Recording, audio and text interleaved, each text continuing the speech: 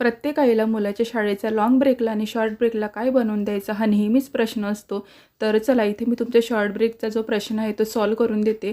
तर काकडी आणि गाजर घेतलेला आहे मी, कारण सध्या हिवाळा आहे, भरपूर मिळतो.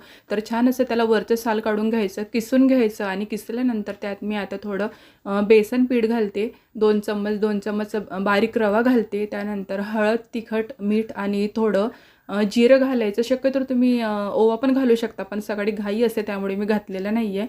लास्टला थोडा मी कोथिंबीर घालते आणि त्यानंतर थोडं गव्हाचं पीठ पण घालते आणि बाजरीचं पीठ पण तुम्ही घालू शकता. खूप छान असे हेल्दी असे पराठे बनवून तयार होतात.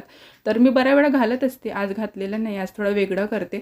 तर चला त्या सगळं फेटून घ्यायचं छान. त्यानंतर तव्यावर तेल टाकून डोसासारखं छोटे छोटे पसरवून घ्यायचे आणि तयार होतं ते. बाकी पण डबा तयार होता. तर शॉर्ट ब्रेकला मी आणि लाँग ब्रेकला दोन्ही याला मी स्टीलचाच डबा देत असते. तर प्लास्टिक अवॉइड करा, स्टील घ्या. तर चला बाय.